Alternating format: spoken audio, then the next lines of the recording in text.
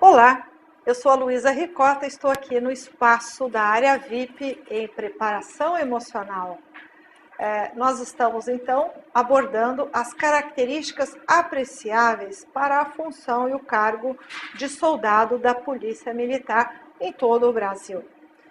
Eu estou fazendo aqui comentários das habilidades que são esperadas, né, pela corporação, desde o módulo aí 34. Do 34 ao 38 você verá aí muitas das características que a partir da sua segunda etapa, né, onde você vai encontrar a avaliação psicológica, a entrevista, a avaliação psicológica em termos dos testes que são aplicados, dinâmica de grupo, a própria banca, nas fases finais de uma seleção de policiais, ela já passa a olhar para o candidato sobre esse viés que está sendo apresentado, né? Então, comentar essas características aqui é comentar dessa expectativa de um certo perfil que é esperado para essa função. Então, a instituição, ela tem por base, né, ela faz uma estrutura básica daquilo que ela busca encontrar nos candidatos que se interessam pela vaga. E a vocês, candidatos, nada mais importante que após uma primeira fase, você sendo aí selecionado, você já começa a se conscientizar, e mesmo você que vai prestar o concurso agora, você já tem que estar bem ligado que a sua aprovação em sendo um processo, há necessidade de você ir conscientizando, elevando a sua consciência e tendo uma noção desses atributos que você precisa ir formatando, aperfeiçoando, aprimorando, para que você passe por esse processo de aprovação. Você precisa saber aquilo que está sendo buscado em termos do mercado profissional. Vamos falar aqui, olha, vamos ver aqui um outro item que eu sempre quero deixar à disposição de vocês, que é o Twitter, para que vocês tenham sempre informações do que eu estou realizando em termos de preparação emocional, né? Alinhando aí perfil profissional, trabalhando aí no atendimento a candidatos, né? Trabalhando individualmente com cada candidato para que ele melhore a sua performance, não é? Seja também nos artigos, né? Você pode encontrar nos artigos do JC que estão expostos para você gratuitamente, seja no digital ou no impresso, a coluna, não psicologia em concursos, mas preparação emocional em concursos públicos. Mas vamos lá, vamos fazer aqui um comentário sobre esse atributo aqui da iniciativa e decisão. É muito importante deixar claro para você, candidato, que tomada de decisão é um processo intuitivo. Iniciativa também depende da sua vontade. Ser um profissional que tem iniciativa significa que você sabe lidar, reconhecer as situações que dependem de alguma ação efetiva sua. Então, ter iniciativa representa fazer uma leitura do contexto, e ao fazer uma leitura do contexto, você ter uma ideia.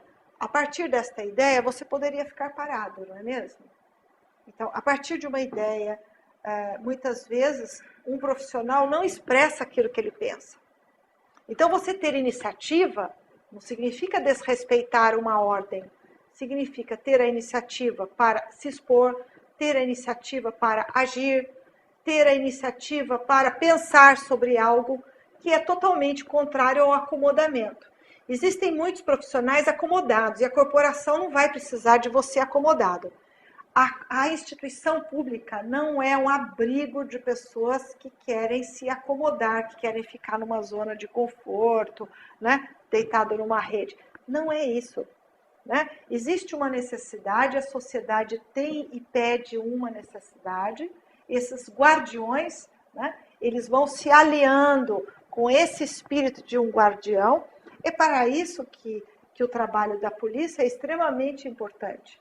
Eles são guardiões, né? Eles são zeladores, né, desse valor que se refere à paz, para que nós, membros da sociedade, possamos ter uma paz, a paz, garantir a nossa paz, inclusive mental, garantir ambientes não violentos, fazer prevenção, fazer trabalhos socioeducativos que apontem para membros da sociedade que níveis eles possam estar atingindo a nível de uma conscientização maior e de entender o que é coletivo e o que é individual.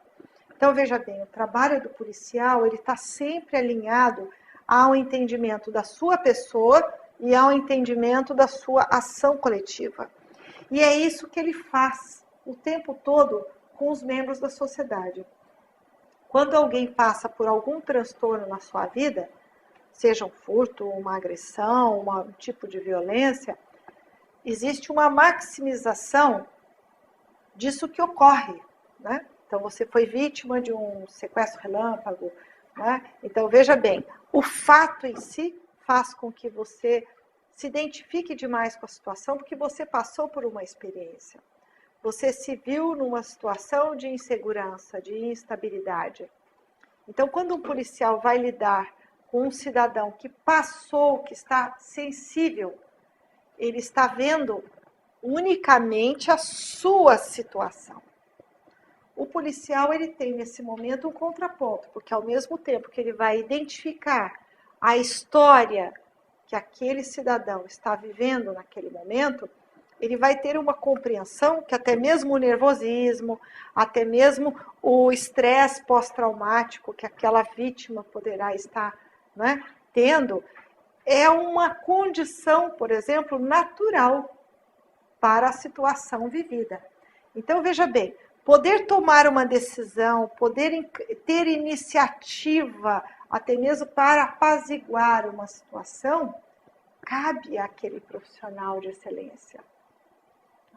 Então, poder tomar decisões, ter iniciativa diante de pessoas que estão vivendo situações extremamente difíceis para elas, é inclusive ter essa dimensão de que naquele momento ela não tem uma amplitude para compreender os fatos como você tem. Então, a visão de um policial, ela precisa ser ampla, né? Ele tem uma dimensão coletiva daquilo que a sociedade estaria promovendo em termos de riscos, em termos de violência, por exemplo.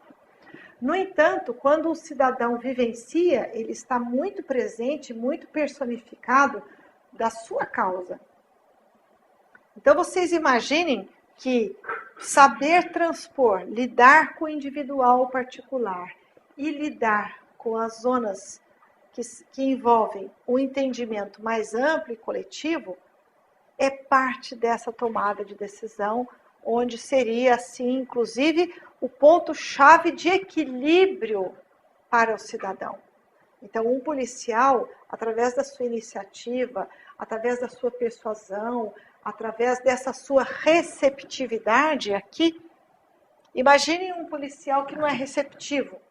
O indivíduo chega tratando do drama que ele acabou de vivenciar e ele é trancado, ele é fechado, né? Vou fazer essa postura aqui para evidenciar, né? Ele fecha, ele corta, ele não compreende que esse indivíduo está exasperado, muitas vezes nervoso, não consegue falar, está em choque, não é? Então, essa receptividade, ela é tanto para dentro da corporação, de você ser receptivo, mas ela é muito mais requisitada ao que se refere ao seu papel social. Ser receptivo significa que você será chamado. Então, se o telefone tocou ali na corporação e você vai sair para prestar um serviço à coletividade, é o caso de não pensar, puxa, mas agora, né? O profissional disposto para o trabalho e receptivo é aquele que entende a emergência dessa relação que ele vai estabelecer com as vítimas. Então, ser receptivo é ser receptivo a uma queixa. Puxa vida, mas essa senhora veio reclamar comigo. Sim, ela vai fazer a reclamação com o senhor, com a senhora, que é uma policial, que precisa se formatar e se ver na condição de que os cidadãos vão buscar na figura desse policial, vão lamentar, vão se queixar, vão trazer um problema. Da mesma maneira que eu, como psicóloga, por exemplo, poderia dar bronca em alguém que viesse me apresentar a queixa do que ele está vivendo ou ela está vivendo. Puxa vida, vem queixar isso comigo? Por que não procura alguém para tratá-la, né? Ou seja, mas é isso que a pessoa está fazendo. Então, quando buscam um policial, o policial receptivo é aquele que sabe acatar o que vem da vítima, o que vem de um membro da sociedade, o que vem muitas vezes de uma solicitação dos seus colegas de trabalho, porque ele precisa ter esse seu espírito de cooperação. Após ele ter sido receptivo, é que ele fará uma análise da sua ação, da sua postura, da sua atividade. Liderança. Quer dizer, aquele que é líder é aquele que sabe influenciar pessoas. O líder é aquele que, como nós vimos aqui, se ele tem tomada de decisão, se ele domina o processo do seu trabalho, ele decide, ele tem iniciativa. Se ele tem iniciativa, ele desenvolve autonomia. Ser líder não é mandar nos outros, hein? É diferente. Ah, é porque eu mando mesmo, eu falo com voz de comando. Né? Dentro da polícia existe até uma forma de se falar, que é um tom de voz, muitas vezes, de comando. É uma postura assertiva. E não é de humilhação, é de mando, né? De autoridade.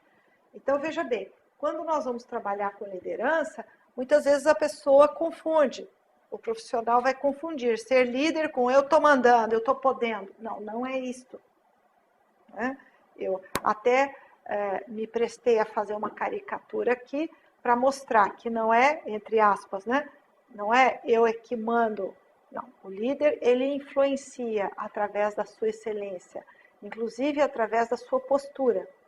Nem tudo que ele fala, mas como ele se porta, como ele se posiciona, como ele se coloca. E quando ele solicita, todos conseguem se comprometer e colaborar, porque dão sustentação àquele profissional. Então, veja bem, quem é líder, quem está trabalhando com ele não fica questionando, e percebe que ele é sério, percebe que ele é comprometido.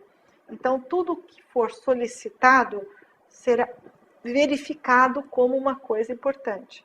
Porque não partiria desta pessoa ser leviana, não partiria desta pessoa qualquer tipo de ação assim, né, sem nenhuma importância. Um outro item aqui, vamos juntar a liderança, a fluência verbal, né? E depois nós falaremos de mediação de conflitos. A fluência verbal é essa capacidade que o profissional precisa ter de falar a mesma língua do outro.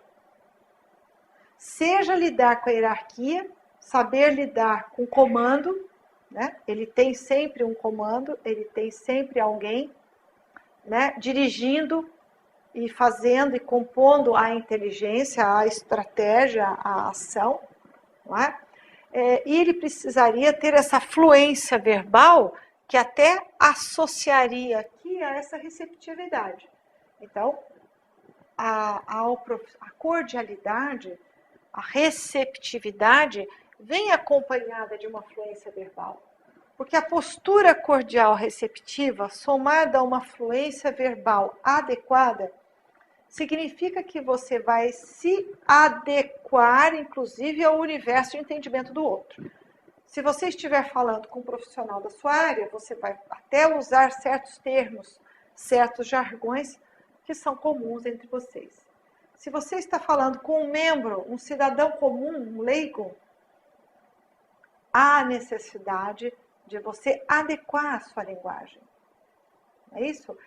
Junto com a cultura daquele que relata um fato, por exemplo, é importante você poder, ao arguir alguém, ao perguntar, ao explorar uma determinada história ou fato, a fluência verbal, ela auxiliaria o profissional a estabelecer um relacionamento interpessoal. Então, essa fluência ela é uma ferramenta importante que vai desenvolver melhor o talento do policial para que ele possa reconhecer novas pistas. Então, ele precisa ter uma fluência verbal para que ele possa, por exemplo, conhecer melhor a história, decodificar alguns sinais que não seriam apresentados caso ele não soubesse abordar. Então, imagine um policial que é fechado, que não fala nada, que é trancado, ensimesmado e que não se comunica. Então, ele precisa da sua persuasão, perspicácia e inteligência para saber se conduzir e explorar e decodificar essas questões que estão muitas vezes e que são, vamos ver, o discurso de uma pessoa, a narrativa de um indivíduo, ela edita, ela fala o que ela acha que é relevante. O policial, ele vai em busca de informações que nem sempre o cidadão comum ou a vítima vai te relatar, mas que é importante para a sua visão. Falando de mediação de conflito, nós vamos pensar aqui que conflitos, né, eles são muitos. Se até as estrelas se chocam, porque então a presença dos conflitos, ela é comum na nossa sociedade. Então, existem enfrentamentos. Sejam enfrentamentos de grande abrangência, de grande complexidade, e sejam conflitos, vamos dizer, de menor relevância. Mas todos são conflitos. Então, essa frase, né, que até as estrelas chocam, é do Charles Chaplin, né? Se até as estrelas chocam, quem dirá o ser humano? Então, o ser humano, ele vive em conflito. Então, você que pretende ser policial, precisa saber que a estruturação, a base dos nós que as pessoas conseguem fazer na sua vida, muito disso é falta de recurso pessoal, falta de preparo, falta de sustentação, até do caráter, falta de sustentação em termos de valores. Quando o indivíduo falha com alguém, ele acaba gerando um conflito. Muitos conflitos existem em razão de uma comunicação que foi mal feita, de uma percepção errônea, né? Eu entendi uma coisa que talvez você não quis me dizer, mas eu entendi errado, e isso gera um conflito, não é? Eu sinto mal-estar estando em determinado ambiente, isso também gera conflito, não quero ir mais lá. Então, veja bem, mediar conflitos significa que a ação policial não é colocar mais fogo na fogueira. Ou seja, vamos entender, se há um conflito instaurado, saber mediar a visão de um policial que é pacificador, que trabalha com o valor da paz, que vai promover o valor da paz que é mental em cada parte que ele está ali lidando. Então, vamos chamar as partes aí, né, as envolvidas no conflito. O policial, ele se torna um terceiro elemento que se propõe a mediar o conflito. Se ainda ele não vai resolver naquele instante, né, a resolução partirá de uma visão nova advinda daquela mediação. Então, a importância aí do policial na mediação do conflito é fundamental, porque através dessa sua estratégia de ação é que ele vai construindo, junto com as partes envolvidas, uma nova visão sobre o fato e encaminhando para alguma ação que esteja a contento, tanto de um quanto de outro. É verdade que em conflitos uns se sentem mais vítimas, outros se sentem mais os algozes, os agressores, né? Aqueles que promoveram propriamente o conflito. Então, tá aí na ação policial o equilíbrio, a busca de equilibrar o poder ali naquela relação. Então, pense nisso, está aí algumas propostas dessas características e nós finalizaremos no módulo 38 com características que não são apreciáveis, que vocês vão ver a seguir. Então, eu os convido agora a passar para o módulo 38 para conhecer essas características não apreciáveis. Até mais!